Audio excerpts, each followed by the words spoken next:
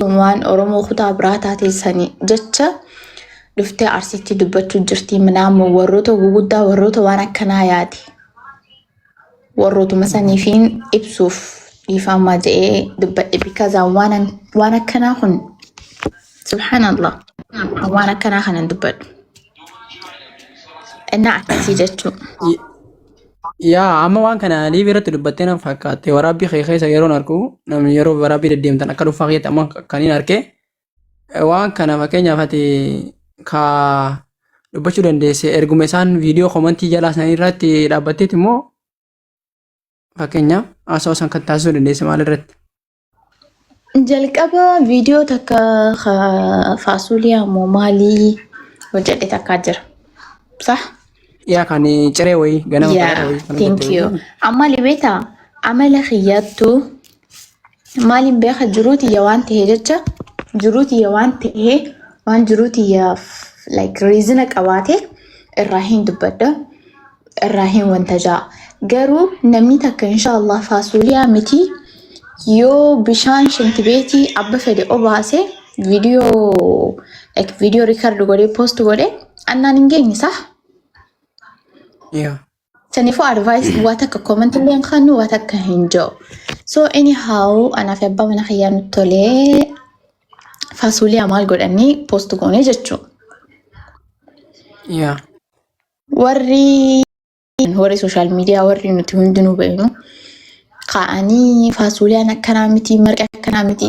Abba mana khiyyaa marqa asoo marqinii fi taa'ee asoo hin tahin just guyyaa kana weezarii isaa waan isaa hunda waan natti tole jechaan post godhe. Waa hunda post godhu hinarraan eegamu. Okay? Ashi.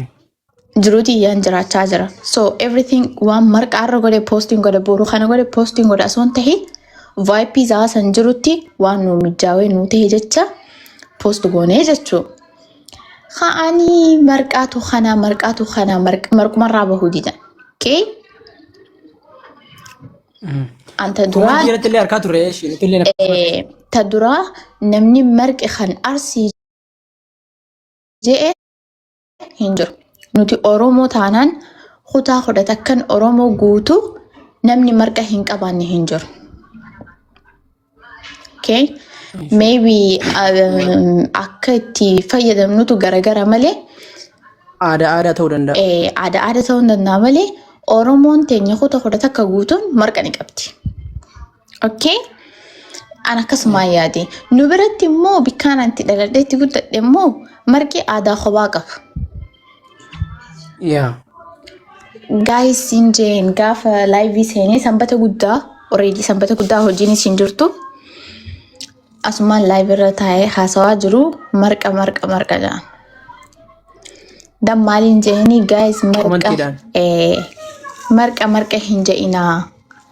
Warri akka khiyaarustitti haaree taatan jaarsa keessan hogguu marqa ittiin kannina. Nyaata jijjiiraaf.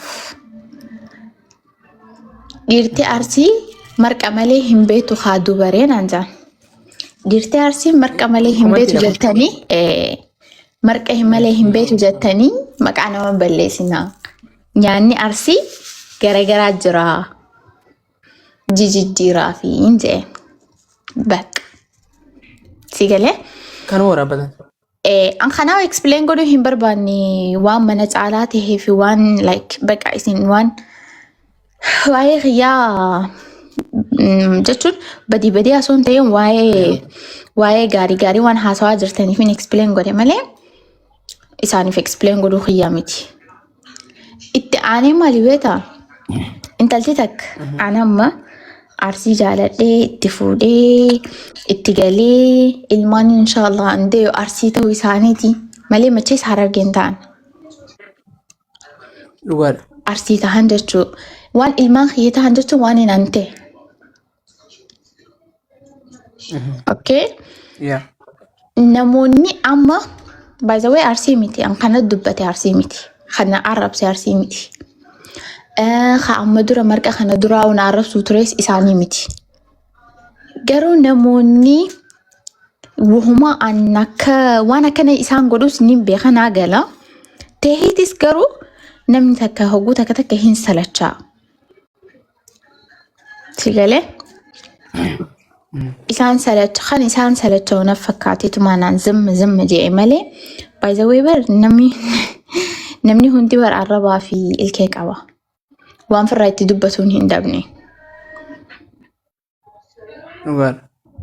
እና garuu adabaa fi kabajaa abbaa manaa kiyyaatii fi kabajaatii eegumaa fi akka fedhan namni si arrabseef goota jechuu miti. Namni ati jalaa uste jechuuf ati waa takka hin beektu jechuu miti. Okay? Sanumaa fi narraa usaa jira anyhow kan ta'e kana warri yaani hin galleef nama 400 jira warri hin galleef asitti akka galuuf. Can you just apologize? Huh? Can you apologize? Say I'm sorry. You say what? Isaa soo jirta mani? Can you say I'm sorry? Can you say I'm sorry? Dhiifama gaafadhuuti ni goola. For what? For what? Dhiifama kooyee oomani akkasii miti obsi. Dhiifama gaafattee jirti viidiyoo illee waraabdee jirti harkeen jira. Saniyyuu dhiifamni ka godhamu dhiifama fakkeenyaa fi nama akkuma amma sirree fakkaaste namoota kabajaa qabantu jira. Namoota jajjabaa qabantu jira. Tarii wanti natti dubbatte kun immoo aadaa kutaa saniitti wal qabata yoo jedhee yaadeetiin dhiifama gaafadhee jettee bar. Osoo nama arrabsan hin tahin osoo fakkeenyaaf namoota isii qeeqaniif isii arrabsan osoo hin tahinitti tarii wanti isin dubbattisan aadaa sanii wal qabateeti namoonni gurguddaan na kabajaniif na jaalatanis natti muufatu laate kan jirurraa dhiifama gaafadhee akkasumaami. Yes. Eewa. So saniif immoo viidiyoo waraabdee ture viidiyoo. Saniif baraan already viidiyoo waraabee jira abbaa mana kiyyaa laayivii irra osoo jiru an viidiyoo ofii kophaa kiyya waraabee dhiifama jee warri guguddaa. Warra waa laxafatanii haasawanii arrabaa miti no way isaan hin baan. Warri ani baanu warroota guguddaa nama guguddaa Arsiillee ta'u Harargeellee ta'u Jimmallee ta'u warroota guguddaa Oromoo warri natti mufattan. Because waan cicciramee argame sii galee waan namni mummuranii harkaan waan ta'a jecha namoota saniif. Akkanaa jechuudha dhageessan. Jaala. Mee waan dubbatu gadaa? Wanni inni jechuu barbaadu galatooma waan gaarra dubbattanii. Tokko kana lammaffaarratti fakkeenyaaf waa'ee marqaan kun Harargee keessa hin jiru jiran. Harargeetti marqaan hin nyaatamu. Ni nyaatama nambattis. Ni nyaatama aadaa.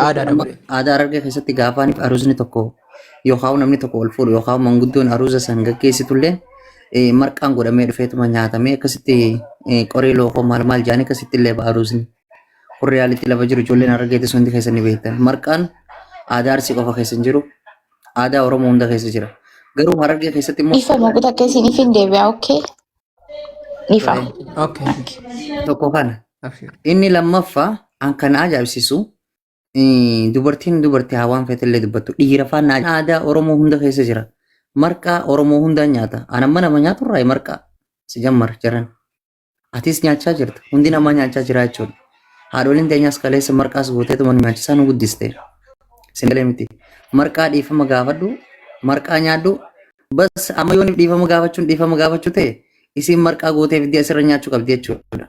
Akkasii no jiran dhiisa aadaati. Ijoolleen tunii fi ijoollee qacalee ammaan tana waliin dhufte. Nama amma bultii waliin ijaarrate.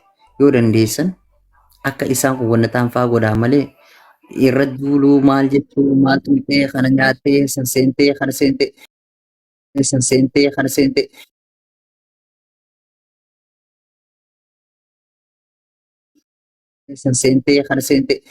Badii qaqqabnu Okay. Yaa, ooman ilaal amma fakkeenyaaf asirratti yooniif amma namni tokko fakkeenyaaf wanni kun waan aadaa wajjin wal qabatu yooniif bakka kanatti hawaasa bal'aa kana ni mufachiisa. Waan kana sirriin goonu yoo jaaniin bareeda anniin fudhadha akka nama tokkotti. Garuu arrabsaa irra duulaa jecha ja'anii yooniif kan itti deeman ta'e faayidaa takka illee qabu jeen yaadu sii galee. Ammoo aadaa hawaasaatiif wanni kun wal qabatu.